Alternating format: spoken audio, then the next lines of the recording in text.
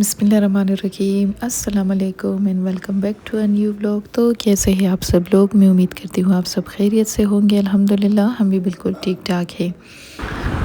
तो आज के व्लॉग में मैं आपको दिखाने वाली हूँ मंथली ग्रोसरी और मंथली ग्रोसरी के साथ साथ ईद के लिए भी कुछ स्पेशल चीज़ें ली हैं, क्योंकि रमज़ान का महीना खैर से ख़त्म होने वाला है और ईद की तैयारियां चल रही है। आप भी बताइएगा आपकी ईद की तैयारी कैसे चल रही है, क्योंकि रमज़ानुल मुबारक का महीना बस एंड होने वाला है, कुछ ही दिन रह गए हैं। तो जी बस इस वक्त हम ग्रोसरी कर रहे हैं और ग्रोसरी करने के लिए हम हर मंथ इम्तियाज़ जाते हैं। तो सुबह हमने अपनी ड्यूटी अटेंड की, उसके बाद में और फ़रहान हम इम्तियाज़ आ गए थे और यहाँ से हमारी जो भी ज़रूरत की चीज़ें होती है मंथली वो बस इस टाइम हम ले रहे थे। लेकिन उससे पहले मैंने सोचा कि चले ज़रा गारमेंट सेक्शन का चक्कर लगाया जाए, जो मेरा मोस्ट फेवरेट होता है, जहाँ पे मैं ज़रूर जाती हूँ हर दफ़ा। तो बस इस टाइम हम यहाँ पे आ गए थे। खैर यहाँ पे जितने भी ड्रेसेस लगे हुए थे बच्चों के, बहुत प्यारे प्यारे ड्रेसेस लगे हुए थे और बहुत रीज़नेबल प्राइसेस के अंदर लगे हुए थे। प्राइस भी मुनासिब थी और ड्रेसेस भी बच्चों के बहुत प्यारे प्यारे क्यूट क्यूट बने हुए थे।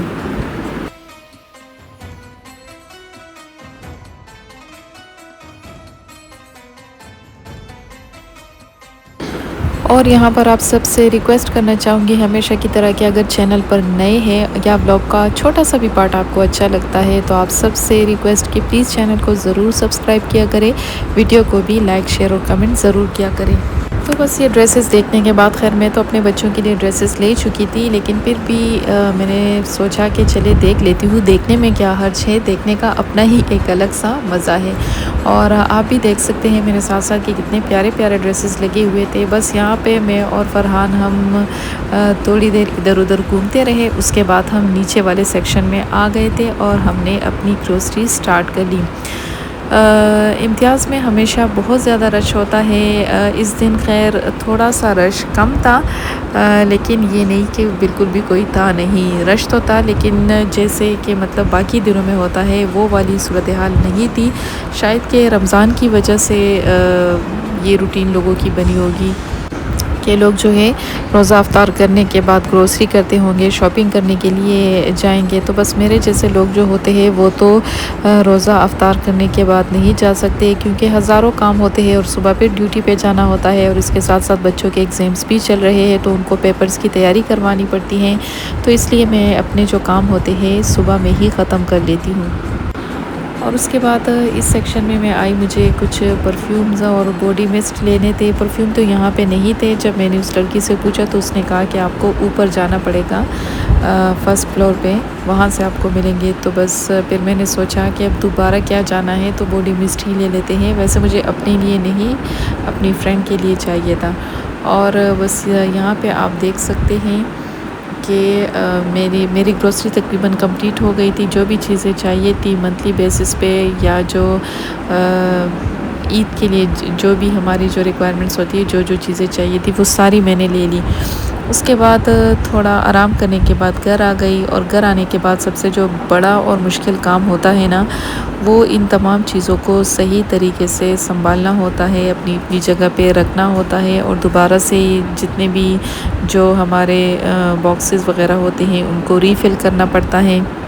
और इस दफ़ा आप देख सकते हैं कि मैं ये प्लास्टिक के वाटर बॉटल भी ले आई थी, क्योंकि गर्मियाँ तकरीबन आ चुकी है, तो फ्रिज में ये बड़े काम आते हैं कि बंदा इसको भर के फ्रिज में रख लेता है, तो आसानी से ही आप जो है फ्रिज से ठंडा ठंडा पानी निकाल सकते हैं। तो ये एक बहुत ही इजी सा मेथड होता है। और उसके साथ साथ ये सारी जो ग्रोसरी थी मैं इस वक्त संभाल रही थी, लेकिन बच्चे जो है इस काम में बहुत हेल्पफुल होते हैं, उनको भी बहुत मज़ा आता है, तो बस वो भी मेरे साथ हेल्प कर रहे थे।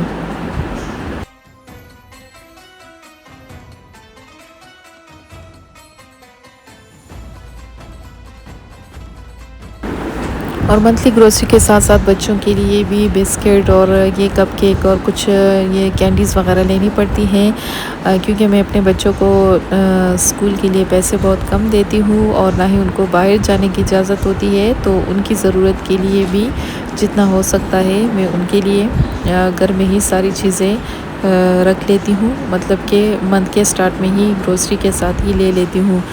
और इस तरह से मेरे लिए भी आसानी होती है कि जब वो लंच नहीं लेकर जाते, मतलब जो होममेड लंच होता है, तो मैं उनको इस तरह की चीज़ें दे देती हूँ। और यहाँ पे आप देख सकते हैं कि तकरीबन हमने सारी चीज़ों को जो है रीफ़िल कर लिया था। और यहाँ पर मेरी बेटी अपने लंच के लिए, मतलब जो भी चीज़ें जो सामान था वो उसको संभाल के और सही तरीके से अरेंज करके रख रही थी।